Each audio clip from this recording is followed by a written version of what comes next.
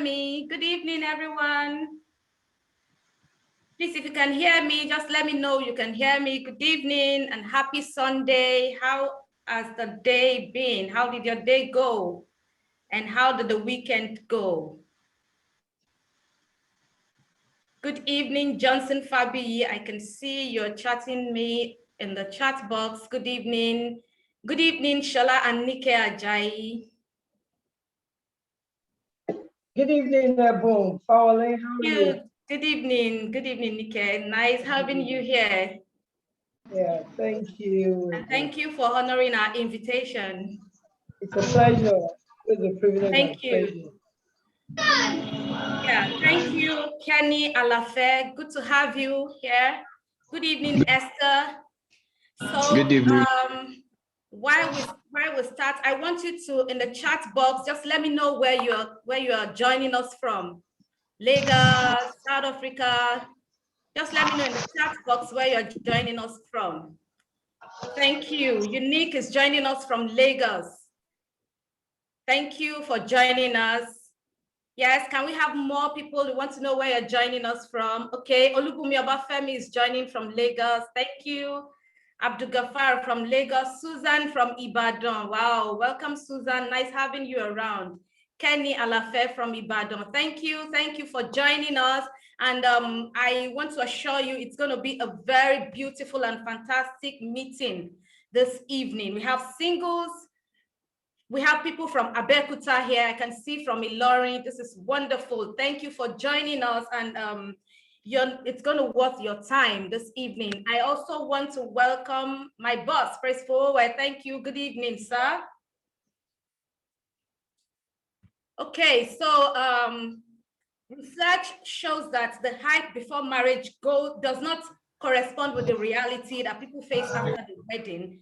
And according to the global statistics, many couples were already tired of each other less than 2 months, which led to a spike in divorce rate globally. And to make it worse, the COVID-19 lockdown was a big marital test life for many people, which quite a number, unfortunately, many did not pass the test. And this is why we are here. What exactly is responsible for this alarming divorce rates? What exactly is responsible for all this? And as singles, we need to prepare ourselves so that the dream and the fantasy we are having, we can get a good result for it. And that's why we are here. So without taking much of your time, I'm going to have Praise Forward start the meeting, and he's going to be talking to us about the 7 marital. Can you hear me, please? Yeah, we can hear you. Okay, so he's going to be talking to us about the 7 marital truths that no one has ever mentioned to you. And he's going to start with one of them. But before then, I also want to believe that it's not everybody that is here that knows him. So permit me to present to some and introduce to others Mr. Praise Forward, who is an unconventional thinker, a futurist, a premier creator and trainer of family systems engineering, a body of knowledge that assists families build systems that support their happiness and assist family life coaches across the globe improve their diagnostic tools and intervention management. Regarded as the father of family system engineering, Praise Forward has pioneered an entire sector and trained some of the finest family life coaches across the continent of Africa. An internationally acclaimed family life strategist with 18 years track record of transforming some of the most difficult families. Praise Forward worked with HNIS across various cultures on 5 continents and consults for various governments and on the family systems engineering approach to build a sustainable society. He's a member of the Family Life Coaching Association USA and International Association of Marriage and Family Counselors, IAMFC. Please welcome with me my boss, Praise Forward. You're welcome, sir. Yeah, good evening, everyone. Nice having all of you around. I want to appreciate all of you turned up for this meeting. Technically, we're expecting over about 300 registered. So we hope they join us. One thing we never do in our organization, we never fall for the African time thing. So once it's time for any program, we start irrespective of the numbers we have. So I want to congratulate you for joining us today. I want to appreciate my own friends, Nike and Shola Ajayi. Thank you so much for honoring us. We're going to have them shortly.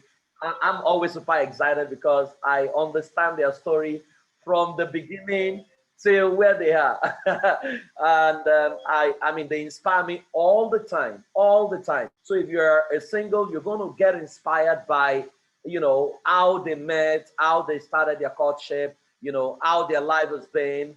It's a session I look forward to having because this couple is a testament to the fact that friendship wins all the time, all the time. Friendship wins all the time. That if you marry your friend, you know, you don't have, I mean, if you marry your kind, you don't have to bother about anything, you know, because, you know, you're just, it's almost as if friendship has just continued rather than to marry a spouse and for you to talk to that spouse, you have to commit your heart into God's hands. You know, you have to go on your knees and say, our Father in heaven, as I want to talk to the lover of my soul, my husband right now, I want you to touch his heart. You know, how stressful can that be for people? And I see people do that. Okay, so today, I'm just going to be sharing with you 7 marital truths no one ever told you. This is a product of research work. It's not many of the things that you hear out there. And I believe that it will help many singles who are here because I see a whole lot, I hear a whole lot, I see a whole lot of meetings and I laugh, you know, about so many things I hear. Some of them are very sensational, but trust me, my friend describes it this way. He said, many of the things being taught are sensational. They have low sperm count. They can excite, but they can't impregnate, right? And that's a lot of information out there. So people teach all kinds of things. But I believe that what you're going to hear today will transform your life and totally transform your reality. And it's something that you can take to the bank and get immediate results. Okay, so I'm going to put up my slide so that it can be very easy for you to follow the session with me. I'll take the first one and the first marital truth. Then I will bring up Razak and Shola and Nikki Ajayi for their fire chat session. You know, then I'll come back and take number 2 to number 7, basically. Okay, so I will start this session basically by taking a quote from Thomas Merton. Thomas Merton is one of my favorite guys, and one of the things he said that has stuck with me is that if we seek paradise outside ourselves, we cannot have paradise in our heart. All the research I have done, I've given myself to all kinds of research in family life space in the last 11 years of my life. And every research I have done consistently shows that many of us are looking for bliss outside of us when bliss resides within. It's the same thing in our quest to look for God. We are running from pillar to post looking for God when God resides within. That we will do everything and anything. The only thing humanity is unwilling to do is to settle down and get within themselves to try and find this wonderful being called God Almighty. The same way we're looking for happiness, we're looking for joy, we're looking for love. We will look for it everywhere else. Look for it from the next guy. That one breaks your heart. Look for it from the next babe. She breaks your heart. We will run helter-skelter. The only place we never search for love is within ourselves. Thomas Merton said, if we seek paradise outside ourselves, we cannot have paradise in our heart. So I will share a couple of fundamental truths with you. Then I will tell you the first marital truth no one ever told you. Now, the ultimate stage in life is singleness. I want you to pay attention to what I'm sharing because a lot of us are so eager to get married. There is nothing wrong with that. I've been married getting to 15 years right now, so I know what it means to be married. But I have come to realize that the ultimate stage in life is singleness. You were born single, you most likely die single. The crisis in marriage is often the dirt of singleness, that many marriages are in crisis. So during the lockdown, couples were tired of themselves. What was showing out in there was the lack of singleness, wherein you see somebody is married and you expect the other person, you know, I want to talk to you all the time. There is nothing wrong with that. But you must have your life. If you don't have your life and your life is wired around the person you are married to, you will choke the person. So consistently, some people think they are displaying love, but they don't know they are choking their spouse. Number 3, when singleness is not discovered and deciphered, a loneness will be traded for loneliness. So consistently, I see people say to me, Praise, I don't get married because I'm lonely. You know, and when I hear that, guess what I do? I sing for them, lonely, I am so lonely. I've got nobody. I'm on my own. You all know you because, and they will quote scriptures that says the Bible says it's not good for man to be lonely. No, the Bible never said that. What the Bible says is it's not good for the man to be alone. Aloneness actually means all one. It's good for him to have everything within himself, right? And that's what it's talking about. Now, God wants you to find you and maximize you until you fully find you. You will define your essence by your current reality and underprice yourself. There is nothing absolutely wrong with many of you, right? But you keep thinking something is wrong. You will always find that person who can do something better than you. But many of us are not able to push ourselves out there, pull our weight, and do whatever we know how to do confidently. I say to people, there's a man in Nigeria called Ndaboski. Some of you know him. Ndaboski is a pastor. He just comes out to say anything that comes to his mouth. He can say Ndaboski Paushi. You know, I saw a video the other day. He said, oh, he's still using the power of Ndaboski. There is the Labadu. There is a Magramado. He just kept saying, and people were clapping. Now, the only thing that guy is selling is confidence. A man who sells ignorance confidently will get higher patronage than someone who sells truth with timidity. That many of us second guess ourselves. We are not sure of ourselves because we think someone is more superior in intelligence, the person is superior in knowledge. So you cower and you go down simply because you are not sure whether people will accept you. Now, every misbehavior is either a non-discovery of self or a non-remembrance of self. Now, when couples haven't passed the test of singleness, they will exert too much pressure on each other and may ultimately damage each other. So imagine you're married to someone or you're in love with someone. Everywhere you are going, they want to go. They have no life, they have no job.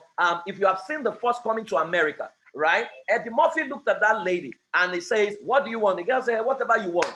He says, so whatever I tell you, you will do. They bark like a dog. She began to bark like a dog. If you have seen the part 2 of Coming to America, you will also see his son had the same experience, right? So I was asking the lady, what movie do you like? He said, whatever your lordship likes. He says, do you have any plan? He said, your plan is my plan. Now, that is a recipe to marital disaster because it shows that you are not yet single. So if you are not yet single, how do you sustain a marriage? Now, contrary to what has been taught, marriage is not 50-50. No, marriage is 200% coming together to become interdependent.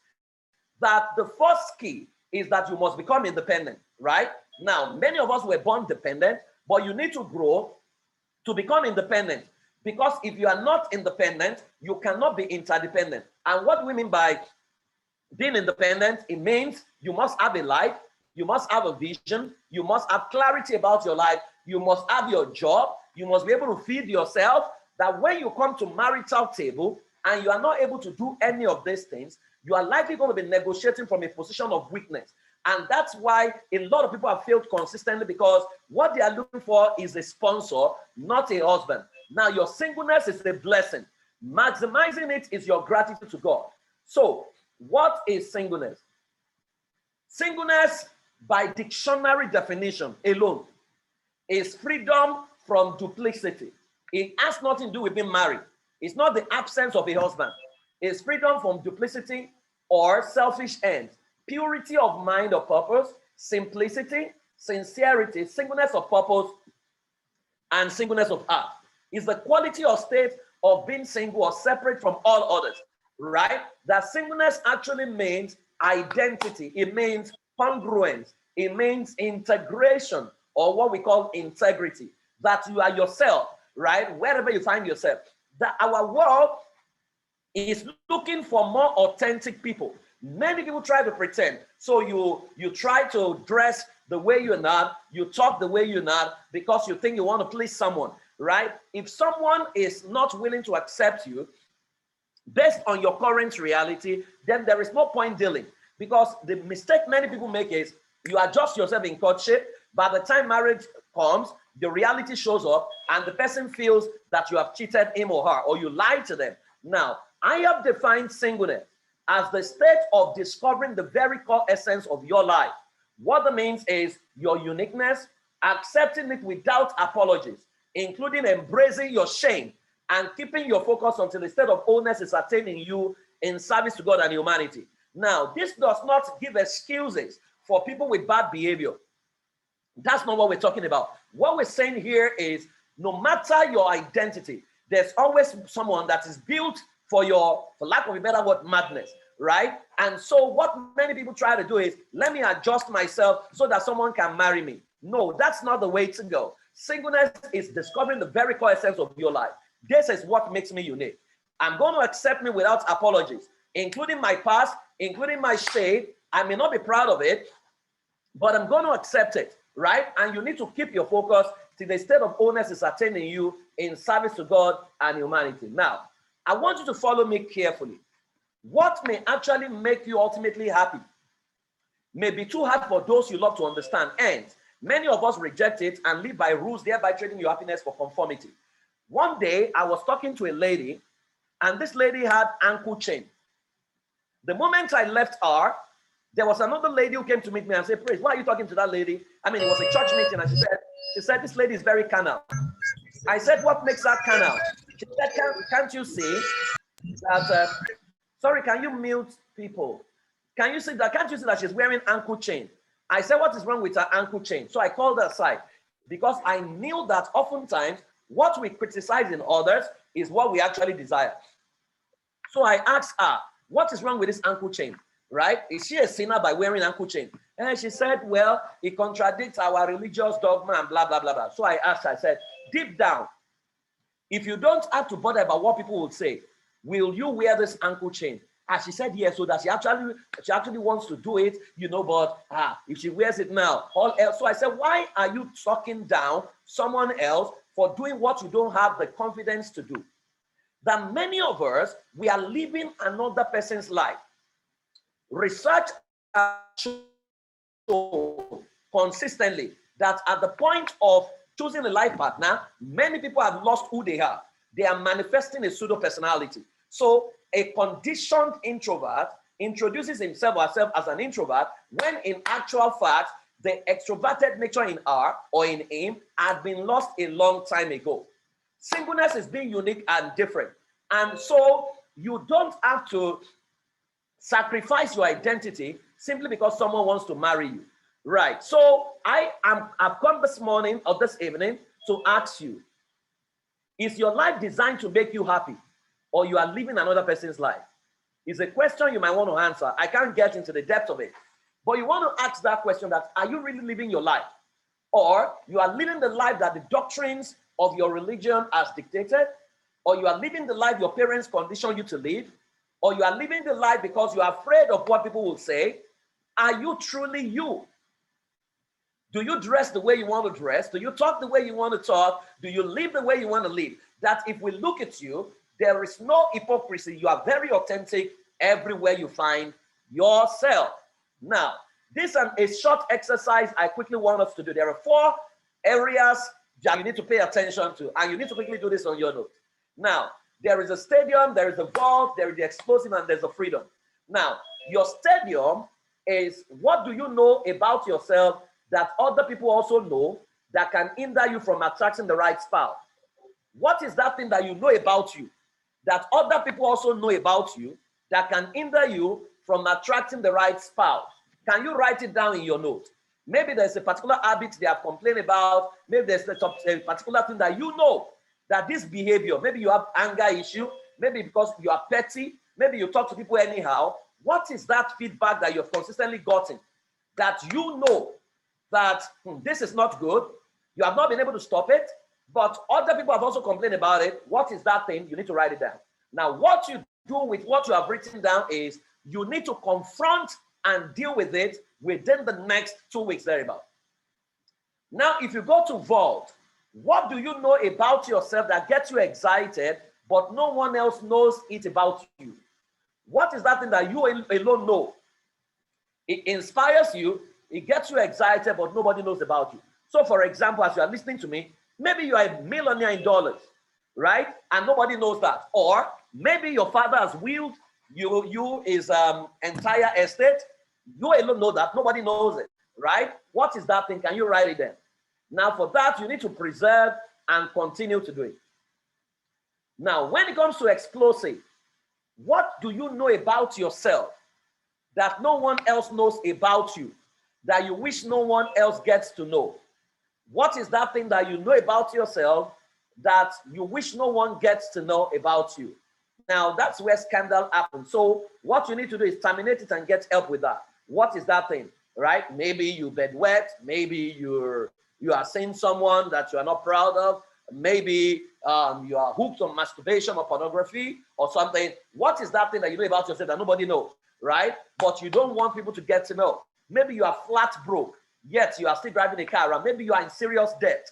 What is that thing? Write it out. Now, for that, you need to terminate it and get help with it. Now, the last thing is freedom. Who would you rather want to become that will make you so proud of yourself? If you have the power to become the ultimate you, who would you rather want to be? Right? The you that you see in your mind, the you that you can become that you have not yet become.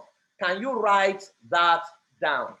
Okay, so go ahead and make sure that you feel this. You don't have to show me. I have told you what to do. Now, that last part of freedom, you need to visualize and enjoy that to you till it becomes very real. Now, having said that, there are three reasons people lose themselves.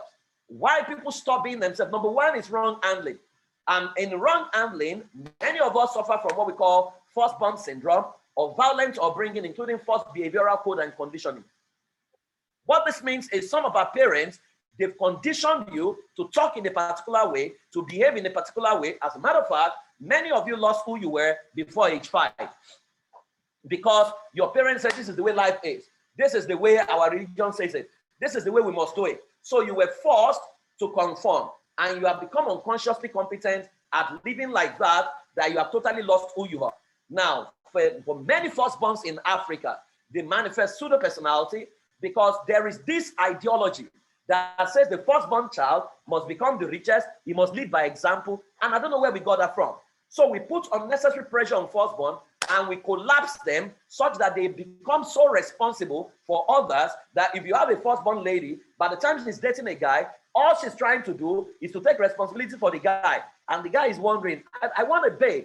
I don't want a mama. I don't want a head mistress and things like that. So wrong handling is number one. Number two is subjective culture and environment, right? If you grew up in a culture where boys are superior to girls, right, it can so mess you up and mess up your psyche as a man that when you meet a lady that is confident of herself, a lady that doesn't have that bias, you begin to look at her and you think she's proud. Not because she's proud, it's because in your smallness, you think your bigness must be exhibited because of a smallness. Now, so subjective culture can totally mess up people that by the time they are showing up on the marital table, they have been totally destroyed and they are not aware. Number three is what we call significant emotional experience void of healing and closure. Significant emotional experience void of healing and closure. That some of us have been through pain. You lost someone. Did you go for therapy? You were raped. Did you go for healing? You were abused. Did you get help? Right? You worked under someone that suppressed you. Did you get help with it? That many of us have pain in our lives that we have failed to deal with. If you bring that into marriage, it may likely mess up your marriage, right? And that's why I always appeal to every single. Make sure you go through proper healing. Make sure that you deal with yourself and the significant emotional experience in you before you step into marriage. Now, too many people have been totally messed up by wrong beliefs, which has deprived them of the ability to get their desired spouse. So at this juncture, I am going to dive straight into the 7 marital truths no one is likely to tell you. Now, this is a product of intense research, and I think it will liberate many of you, because these are beliefs that has held people bound, destroyed people, made wrong people marry themselves, and they are trusting God to work together and create heaven on earth when they are on light poles, and they can't even relate. They are avoiding themselves, even though publicly they look together, but privately there is so much pain. My work every day of my life is to listen to troubled relationships. And I know the level of work we have done in the last 2 years. I mean, it's almost draining. Listening to people who have just gotten married in less than 1 year, they are in serious crisis, and you're wondering, who did your premarital session? That's why I'm glad that Nike and Shola Ajayi are here, because they will be able to help us put this in perspective. Now, the number one truth nobody is likely to have told you is that opposite beings don't attract. Only kinds easily bond. You are being told opposite attract, marry your opposite. Opposite things attract. Opposite beings don't attract, right? Opposites don't attract when it comes to humanity. Only kinds easily bond. Even if you go into the Bible, if you check the creation story, it talks about he made them after their kind. The word kind is where you find kindness or kindred. You are supposed to marry your kind, not your opposite. Opposite Attract is a book we have all read that people have consumed that has defined what they are looking for. So what happens in Opposite Attract is, I am quiet. I want to marry a talkative. You think about it. So I'm a quiet person.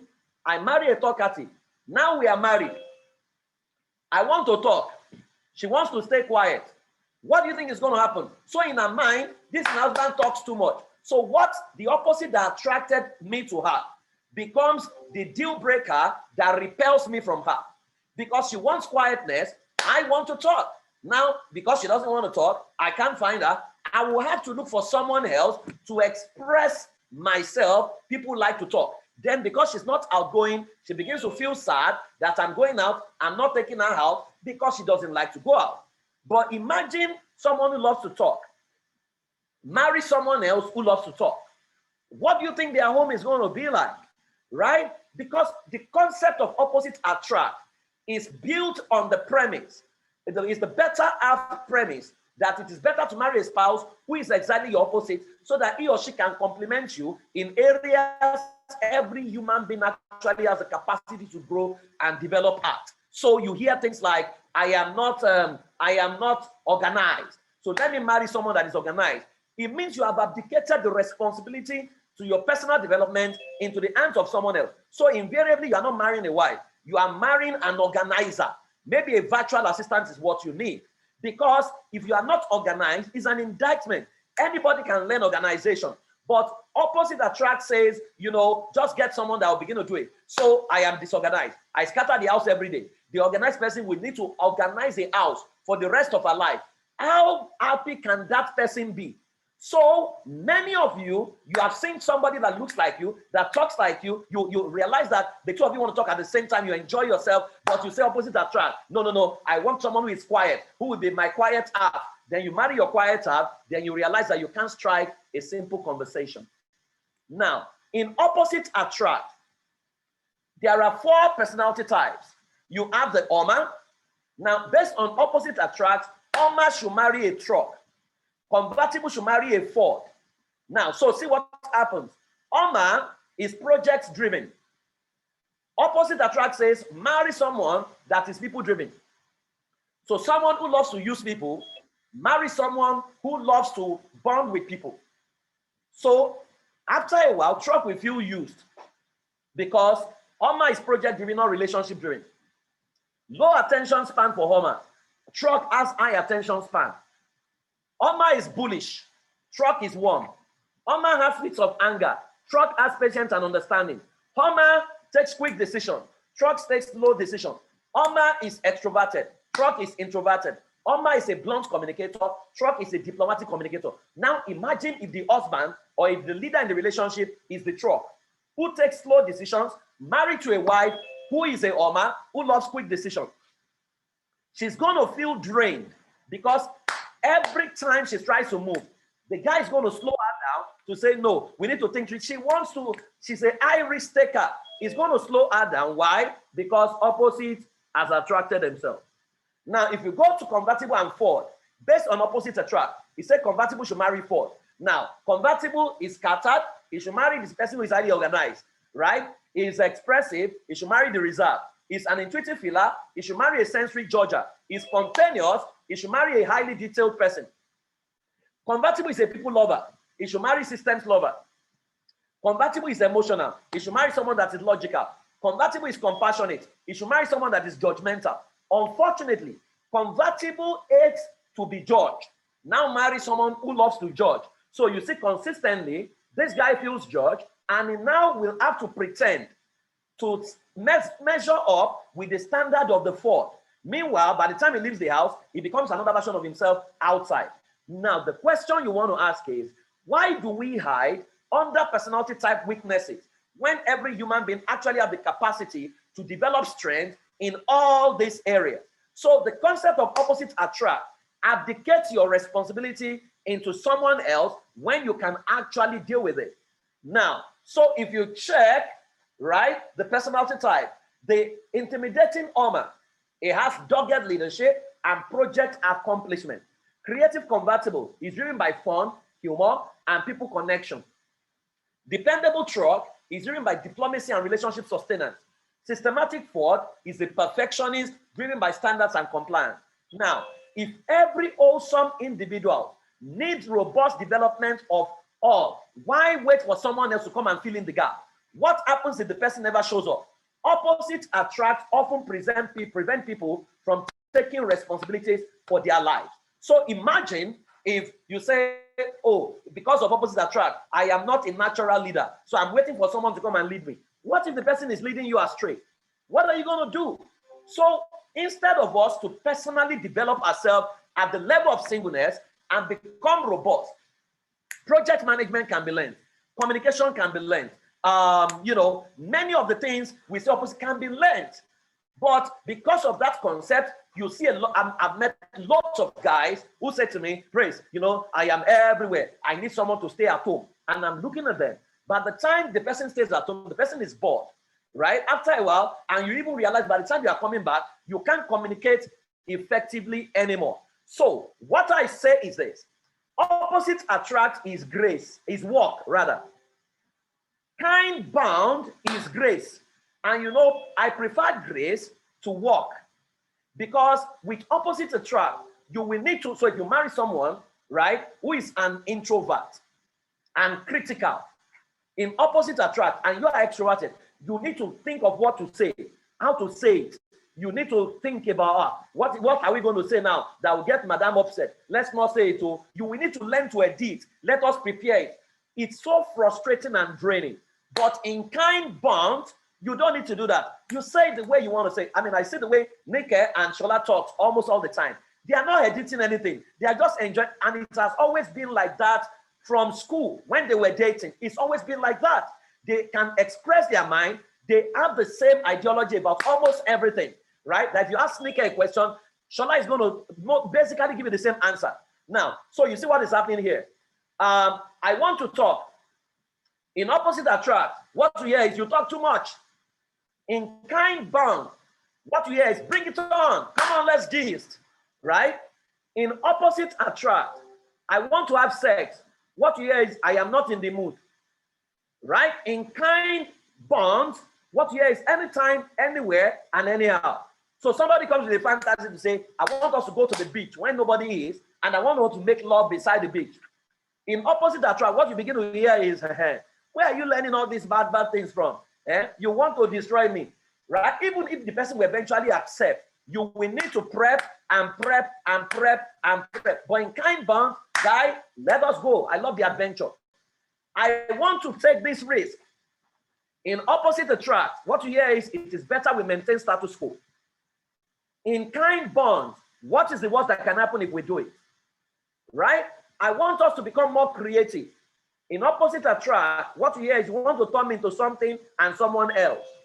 In kind bonds, I love to explore and don't mind trying out new stuff. In fact, in many marriages, when it comes to sex, and you hear, I want to explore some stuff, and somebody begins to say, where are you learning all this bad stuff? No, it's only missionary, it's usually opposite attract. In kind bonds, forget it. Let's do it, right? What is the best for the children? In opposite attract, my way is the better way.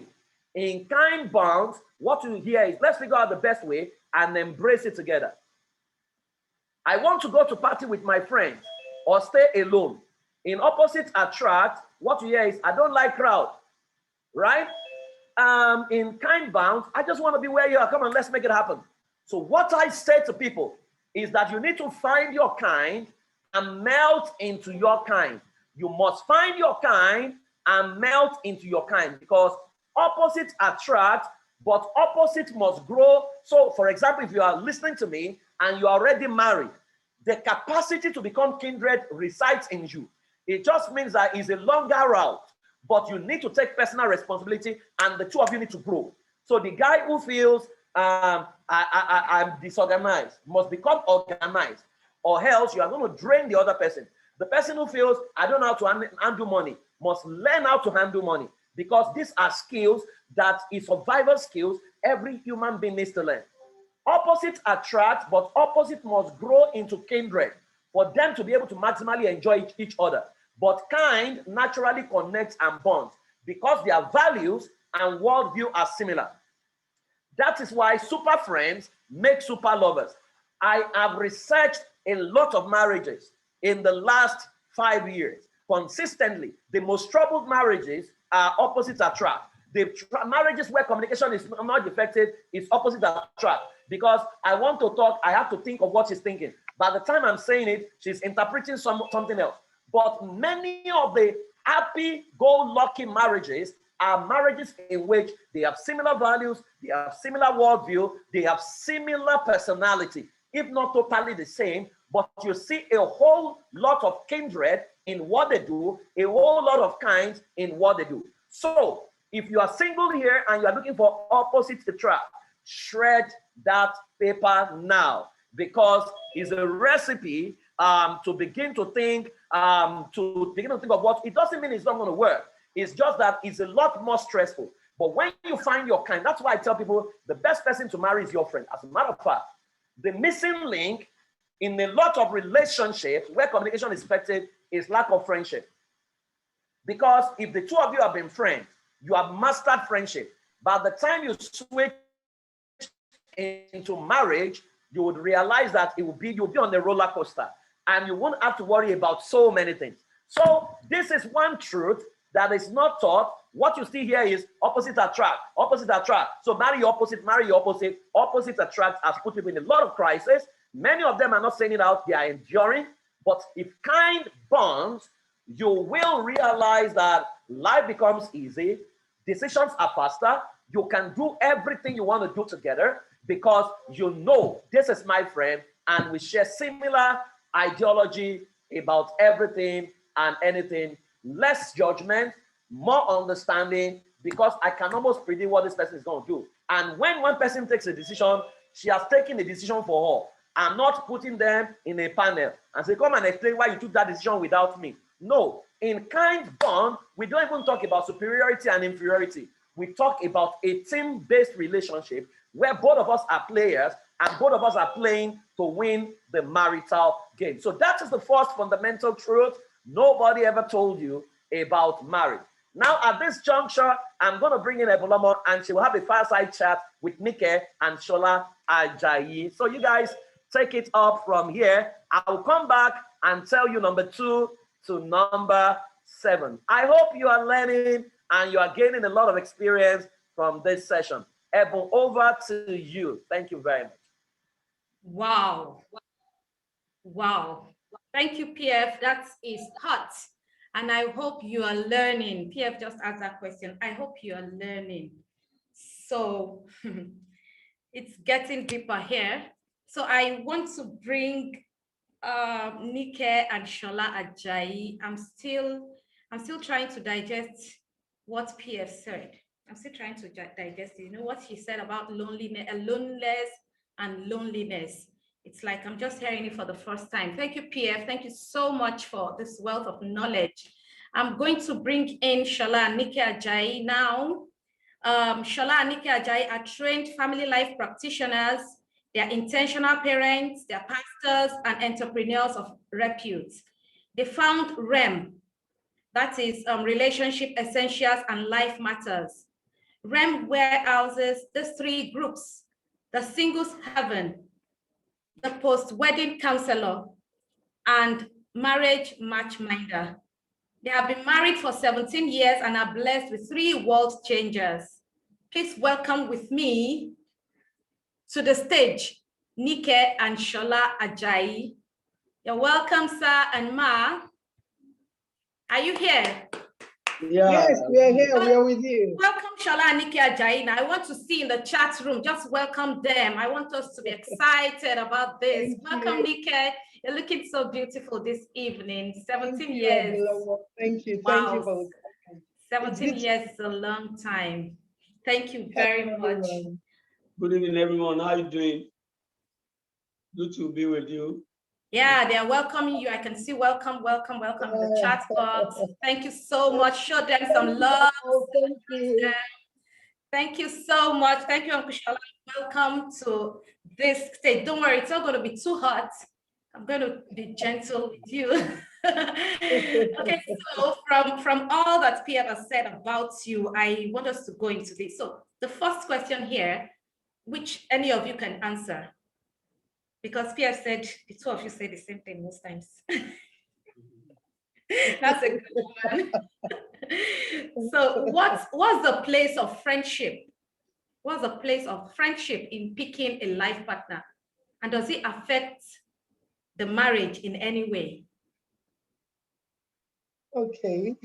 Yeah. All right, thank you. My boyfriend of life has given me the go ahead to answer that. Thank you. Thank you, PF. Thank you, PF, for the privilege of being with you and with the tribe. I believe that majority of people here, some of us are in the tribe already, but many are expecting to come into the family life tribe. So fast forward, friendship cannot be overlooked.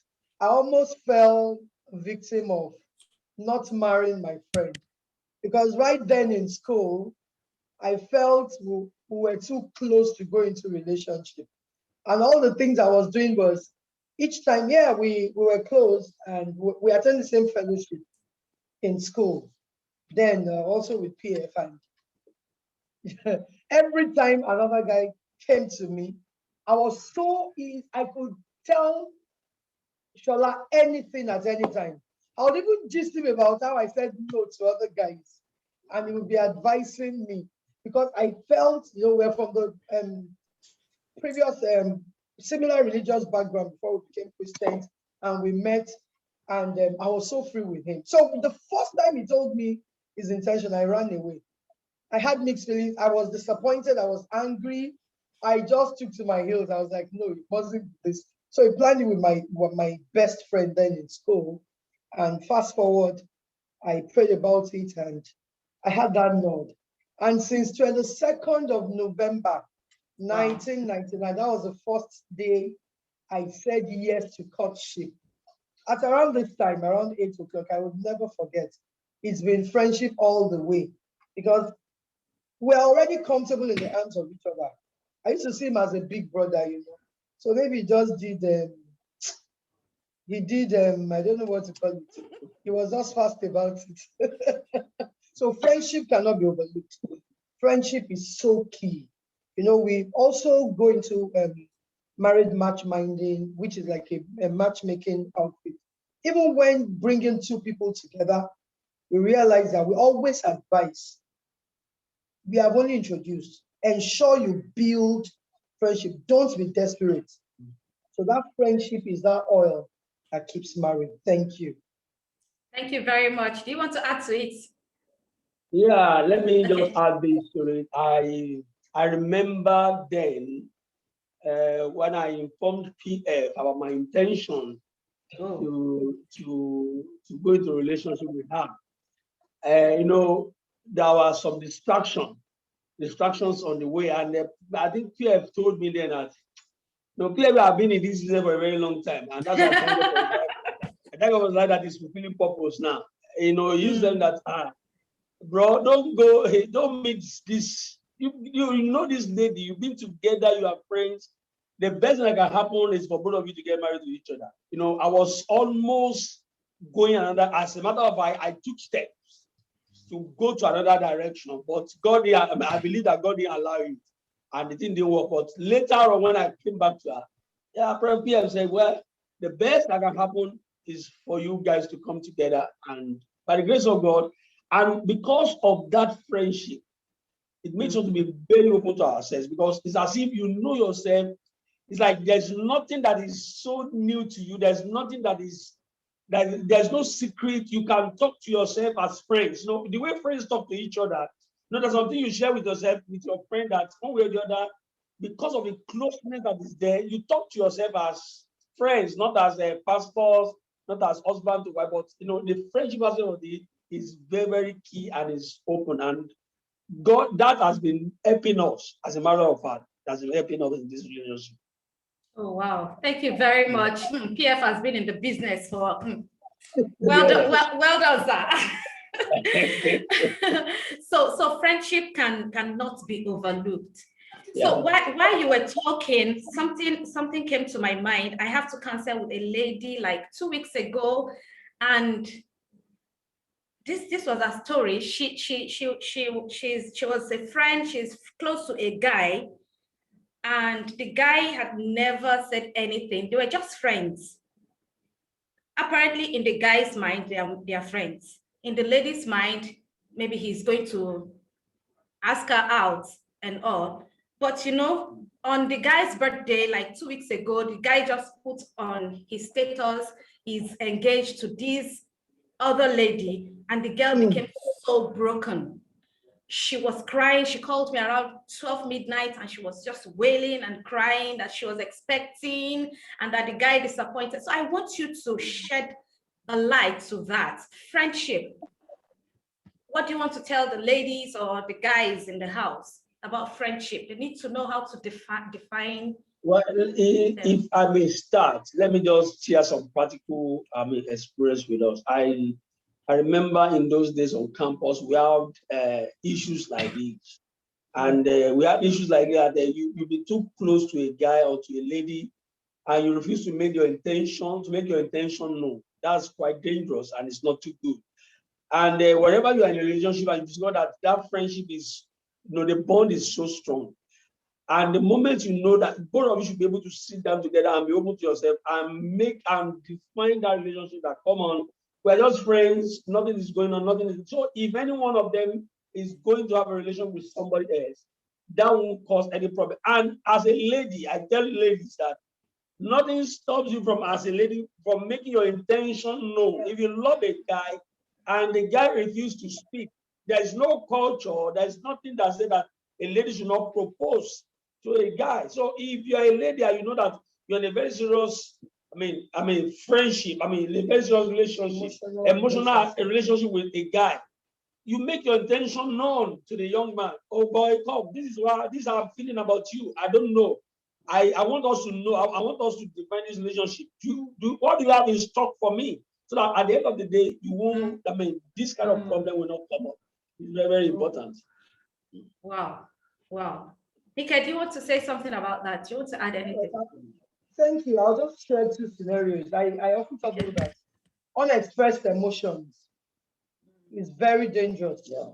I remember something like this happened to one of our friends too. We're all in the same on the same campus. But someone knows her. And today they are about 18 years in marriage. I remember where Sean called me and said, I love this guy. And I was one I told him, we're all in the same, we're all in the same fellowship, the same hostel. I said, If you like him, and one thing, Praise said something about temperament and how the guy is a core truck. And one of their experience, one of their traits is they will just keep postponing desires. They are so indecisive. They have the tendency to be very indecisive. So I told Sean, please, go and tell him, you guys are already close, you are friends. They are 18 years into marriage. The second one I want to share is after I started my relationship with my husband, I remember going back home as a graduate, and the church I attend at home, I also have a guy in that church that we are so close. We will stroll from the church or from his house to mine, such things. And before his name is Yemi. At the time, I had to tell him that Yemi, I said it to Yoruba. There is nothing, we are just friends. I already have someone because I know where he's tilting to. But sincerely, believe me, Ebulomo, he was still faking it that something will happen. But every time I keep telling him, Yemi, you're a nice, cool guy. I can only say yes to just one person. But you know that this guy, after a while, he got married, and he later told me that I couldn't stay more than 5 minutes on our wedding day. He disappeared. Wow. So, yes, because I had already told him my intention, but he felt, no. So it's important that when situations like that, don't hide things. Express yourself. Let your friends know your intention. Some, like the convertible, they love everybody. They want to be nice to everybody, but their intentions may be misconstrued. So it's important we talk, we communicate what's on your mind. Thank you so much. So you can hear that, define your relationship, and make sure you express whatever emotion you're feeling about your friends. Ladies, you can hear from 17 years experience. Don't hold back. Go and say it to the guy. I think the worst you can get is a no. Thank you so much. So we move to the second question, and that is, what is the role of marital preparation in having a stable marriage? The role of marital preparation in having a stable marriage. And the second part to it, do you think religious institutions need to change their curriculum? Yeah, please. Okay, let me start this, because when we look at the role of premarital counseling, I tell couples to be that, the role of this premarital counseling is majorly about building a foundation. It's like constructing a foundation for a home that you're about to build. As we know that in our profession, in family life engineering, family is a nation. And as a nation, there are some building blocks that should be your foundation that you will need to know. These are the things we always emphasize on when we are doing premarital counseling, because those things are what is going to expose you to suppose future, that will expose you to some things about you that you don't know about yourself and your proposed spouse, those that are hidden, that they are going to expose them after you pass through so many, counseling processes. And this one will expose you. And this will be like a foundation that you are going to build on, because that is not what's going to make your marriage successful. I tell people, because there's some other thing you're going to do. That is why we have premarital and post-wedding counseling, so that when you are able to build on a strong foundation, but how you mold the blocks, how you construct on that foundation will also determine how strong that marriage will be. So majorly, basically, the purpose of premarital counseling is like a foundation to a home that you're about to build. And it's key, because that will expose you to so many things that you don't even know about yourselves, and you don't know about your spouse, supposed spouse. So that's just what I can say about that. I know my wife will be able to add more to that. Okay. On that, I believe he has done justice to that. But I will now link it to the second question. For me, premarital counseling, like I said, is the foundation. And secondly, is also like having being in the lecture room, not going to for a practical session. Like the general saying that goes this way, that marriage is the only institution where you're giving the certificate before going through it. So you get it. So when you're going into the premarital counseling, it's a foundation, and it's also like having a theoretical knowledge Of what you're about to do. of what you're about to go into, and you go into the lab, which is the marital field itself. But now I'm linking it to the role of the religious institution, and sincerely, I want to say a major percentage of religious bodies, we need to change our curriculum entirely. The reason is that many times our singles going for counseling in the religious organization, if you search their hearts deeply, they are only going for the routine counseling because it's one of the criteria to fulfill. Ritual before the wedding. The ritual to fulfill before they are wedded in that institution. Number two, many times, even those that will take them, they take them as if they are policemen and women. What say you carry? Have you done this? Have you gotten a house? You know, everybody feels, some become like they are gate men. That if you don't do this, you are not going to get wed you.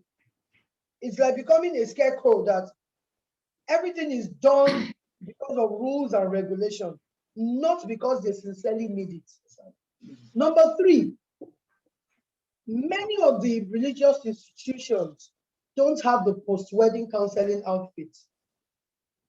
And that's part of that's the first one we started with, because we realized that after the wedding, many of them, once they start the practical, they are lost.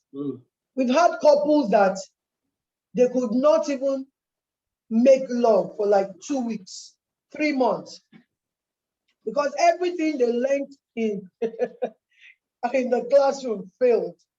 And they felt culturally or religiously they can't go to people or their pastors to discuss that this thing is not working. For some, it could take medical intervention for the wife to even be disvirgin if they are virgins.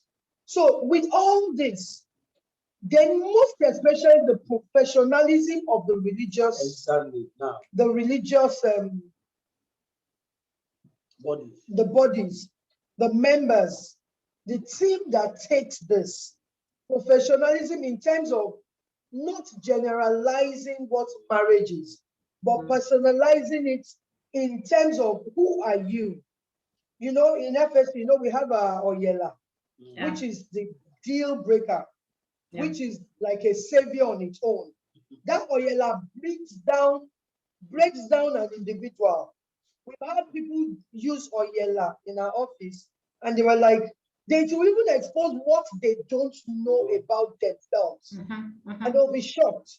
So we encourage religious bodies to go into this psychometry, especially because there are so many psychometry that's not even relevant to you as an African, that's not relevant to you in your culture, in any country you belong. But if you know Oyela, you can interpret it you can use it for a Chinese, you can use it for a Japanese, you can use it for an American, as long as the person is a human being and has traits.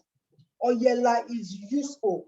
So when, instead of using the generalization, husband love, wife submit, and so many other things, there are critical features in psychometry assessment that the religious organizations need to be trained and taught, such that we keep churning out healthy marriages, because a healthy marriage makes a healthy family.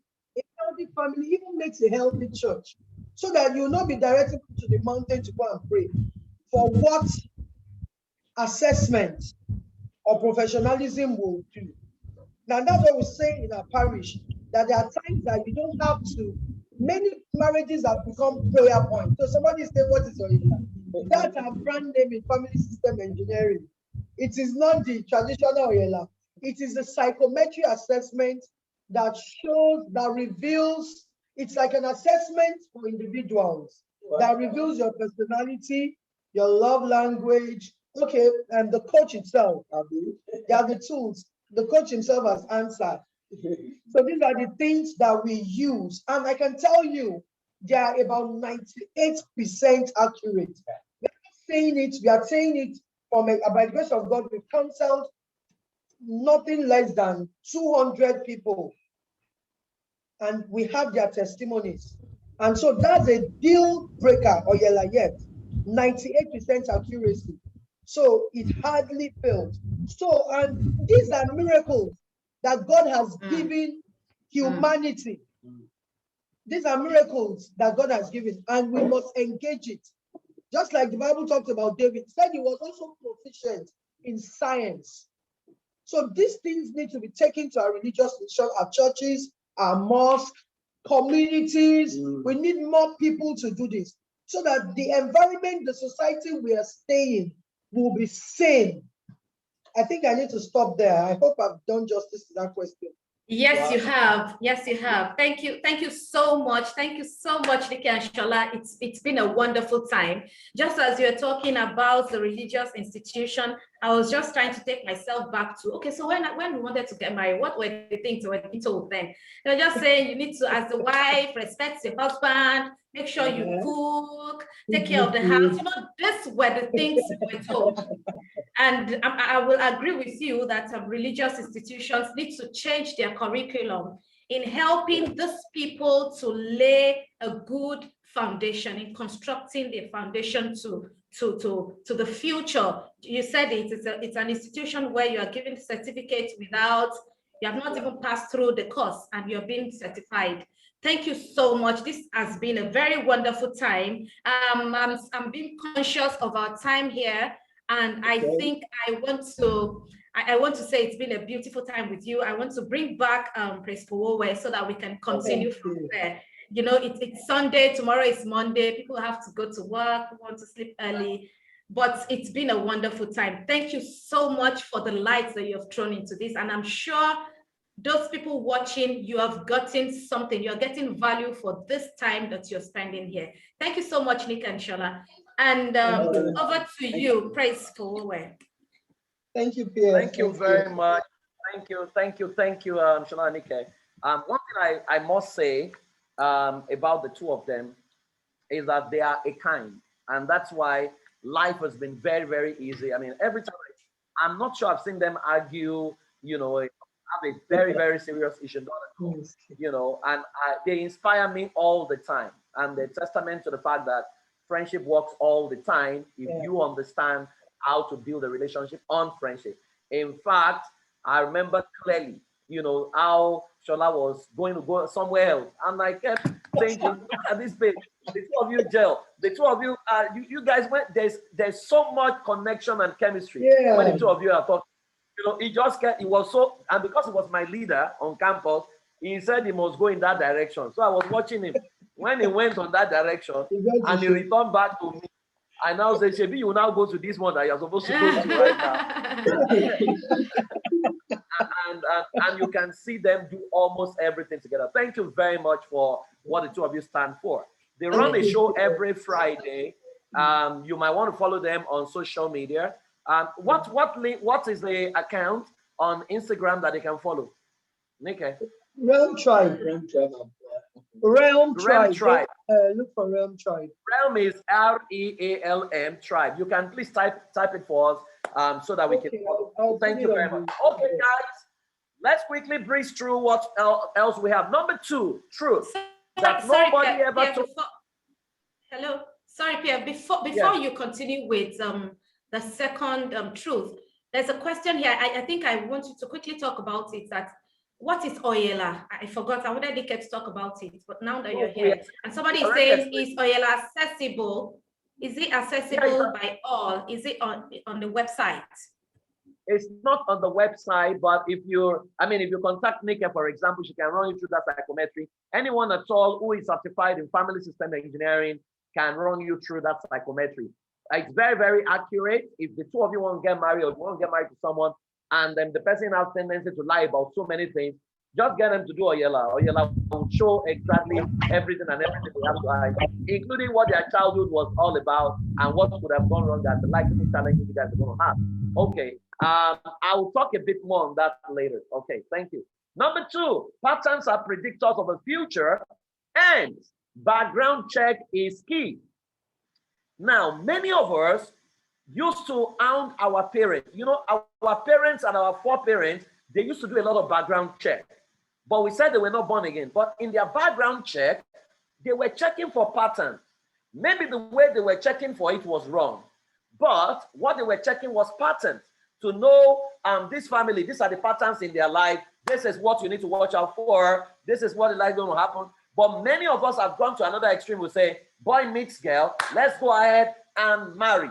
Now we are following that template, and a lot of marriages are in crisis. So you can see the divorce rate. Now, I love what Marital Burgers, an HR expert, said. He said background checks serve 2 main purposes. This is even about hiring a staff, not to talk of hiring a spouse. He says background check helps validate the information provided by the candidate through the interview process and helps safeguard employees and the company from people who may be potentially dangerous to others. What background check does is it helps you check someone who may be lying, who may not be truthful. In fact, I have seen lots of marriages that should never have been. And when I ask, how did you marry this man? Because at best, he should have been a mentee and not a husband. Then you realize that we were in the same unit. He was in praise worship.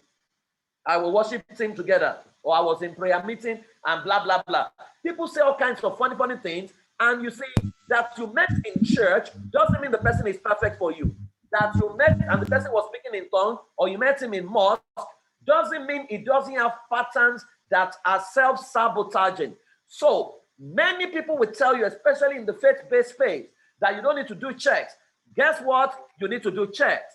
I always tell girls, ladies, you need to ask the same question in 10 different ways and check the consistency of his answers, right? That's one of the easiest ways to check a liar. And guys can do the same, right? Someone has given you an information, you can ask the same question in 10 different ways and check the consistency of what they are saying.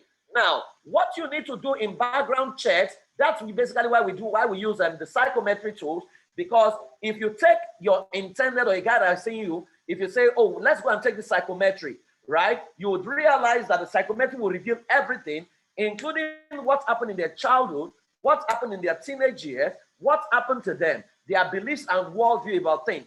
So in background check, you need to check for beliefs and culture compatibility.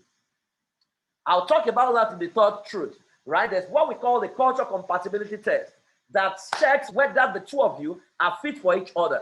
You can be in the same unit, be the same religion, and not be fit for each other. You can be from the same tribe and not be fit for each other, right? In fact, the person that is your best fit may be a Japanese, may be someone from Germany or something like that. So oftentimes, when people are looking for a spouse, we are looking for a tribe, a religion, a race. We are not looking for a husband or a wife. Because if you are looking for a husband or a wife, then you will not mind whether it's white or black or anything. So in background checks, you need to check for beliefs and culture compatibility. Number 2, you need to check for patterns and personality alignment, because they may have a pattern that is self-sabotaging. So for example, there could be a pattern of anger. You want to check everyone in their family, they have anger issues, or everyone in their family has got some problem with their sexuality or whatever. You want to check this pattern. It doesn't mean it's a deal breaker. It only means you recognize it and you work with them on how they are going to deal with it or how they are going to tame it. They may have a pattern of lies, right? You want to check. You want to do personality alignment to know whether you are a kind or you are opposite, right? Number 3, you want to check for energy and vibration and connection, right? I always tell singles, if you are with someone you claim you want to marry and there is no chemistry, it's a red flag. When they are not around, you don't feel anything, you don't miss them, it's a red flag. Wanting you not to deal, right? You hold each other, there is nothing, your body feels nothing, it's a red flag already, right? In fact, right now, I said to single, the moment you are a guy and you know you have a sexual fantasy of having wild sex, and you are dating someone or you are in courtship with someone who says, sex means nothing to me, I don't even want, sex is just for making babies. That's a red flag. It might be a deal breaker for you, because if you marry them, you will need to write requisition and write proposals consistently for you to have sex. What you want is someone that is like you, who doesn't mind you having sex regularly. Of the moment the person you think you love begins to say, sex is just too dirty, I don't want it, it's just for making babies, it's a red flag. And don't overlook many of those things, because a lot of people are coming in marriage very frigid, right? It doesn't mean they can't get help, but that help needs to be sorted out way before marriage. It's not when you are already drowning that you are now learning to swim. Number 4, you need to check for areas of pain and heal from that pain. What pain exists in their life? Maybe they lost someone that was very precious. What happened? How have they handled it? You need to check for all of these things, because people who are hurting eventually hurt other people. If there is hurt and pain in them that is unresolved, eventually they will transfer that to you. There are ladies whose father cheated on them. Even if they marry Jesus Christ, they will still be thinking that Jesus is going to cheat on them, because their trust was broken by their father. You need to heal before you step into a relationship. That's why most of the time we cover up things by, I'm speaking in tongues, I am born again. Let me tell you, born again oftentimes does not change your pattern, except you have intentionally worked on it. That's why the Bible says, be transformed by uninstalling your self-sabotaging pattern. That's what that place is talking about. If you have not uninstalled it, it will still show up. That's why you are born again, but you are still jealous. You are born again, you still get angry. It shows that those patterns, those softwares have been installed, and you need to do something about them as a matter of urgency. Number 3, truth that you have never been told is that unequal yoke is being married to someone who doesn't believe your beliefs. Every time you hear, don't be unequally yoked, don't be unequally yoked, you say a non-believer. Question, who is a non-believer? We have defined a non-believer as someone who is not born again. Not totally correct. Not totally correct. An unbeliever is anyone who doesn't believe what you believe. So, for example, you are a human being as a lady. You believe everybody should be able to cook. But you are dating this strong-talking guy who believes that only women should cook. In fact, he says, by the time we marry, I want to eat breakfast, lunch, and dinner. No matter how much you feel for him, he's an unbeliever to you. Unbeliever doesn't mean he's bad. It only means he doesn't believe what you believe. So that guy, we have believers, of ladies who believe what he believes. That there are some ladies who believe, morning, my husband's output must be ready, and I must kneel down to say, our father, food is ready, lunch, food must be ready. They want to cook. That's a believer to that guy. Or you are a guy, you believe everybody should make money, and the money we make should come to family pot. But you are dating a lady who says, my money is my money, your money is our money. That lady is a non-believer to you. Even if she speaks in tongues, that she's a non-believer to you doesn't mean she's not going to heaven. No. It just means she doesn't believe what you believe. And once you are in courtship or in a relationship with someone who doesn't share your beliefs, there's going to be division in that thing, right? So imagine for a moment, what do you think will happen when a Spanish Romeo marries a German Juliet? The first problem they will have is that there will not be communication. One will be speaking German, the other person will be speaking Spanish. There can't be communication. And once there's no communication, that's the end of relationship. And that's what happens when you are unequally yoked with someone who doesn't believe what you believe. So here is a simple culture compatibility test. Now, once the two of you don't agree, then it's a red flag that you are most likely seeing a non-believer. Now, there are sessions you can now do that will now bring beliefs alignment. But at the point before that session, it means the two of you are unbelievers to each other. Number 1 question. If you ask yourself, a man is superior to a woman, and every woman must submit to a man. If the two of you differ, if you agree and he disagrees, you are unbelievers to each other. I believe a husband is superior to his wife. If he says yes, you say no, the two of you are unbelievers. I believe it's the duty of the woman to cook for the family. If he says yes and you say no, you are unbelievers. I believe a real man must be the breadwinner and must provide for his family. If you say yes, he says no, you are both unbelievers. The man should have the final say in every matter that concerns the family. In every matter. If you say yes, he says no, you are both unbelievers. Our family members should be able to come in any time they like. If you say yes, he say no, you are both unbelievers. A wife who questions what her husband does is disrespectful. If you say yes, he say no, both of you are unbelievers. It is not proper for a wife to earn more than her husband because she may become proud. If you say yes, he says no, you are both unbelievers. A man doesn't disclose what he earns to his wife. If he says yes, you say no, you are both unbelievers. A good man must be able to control his wife and cut down her excesses so that she doesn't disrespect him. If you say yes, you say no, both of you are unbelievers. Let me shock you. Whenever they send domestic violence cases to me, Lagos State government usually will send them to my office. This is the test I run, and you can see what the chart is showing. Majority of men says yes to question number one. You can see how many women say yes, but by the time we do a beliefs alignment with them, it begins to reduce. Because what we do as therapists is to now ask, where did this belief come from? Because oftentimes your belief is not the truth. Your belief is what you have held to be true. But most times, what you call your belief is not your belief. It was a belief that was imposed on you or you came to accept based on the reality of what you met when you were born. So by the time we begin to troubleshoot, we realize that people don't actually own those beliefs. They were imposed beliefs, and that's what we do in beliefs alignment. So until there's a beliefs alignment and congruence, no deal. If you get into that deal, a man who beats his wife already somewhere in his subconscious believes that he's superior to his wife. That's the reason he beats, right? So you need to do that beliefs alignment before you step into marriage. So an unbeliever is someone who doesn't believe what you believe. And let me say this carefully. It has nothing to do with interreligion. It has nothing to do with whatever. It has everything to do with beliefs, because your beliefs govern your life. Number 4 truth that nobody ever told you is that when the marital governing system is not mutually defined, one person will die for the other person to live. Let me say this. I think one of the most insulting things that happen in premarital is for a man to say to a woman that when we marry, you will sit at home, yeah, and take care of the children.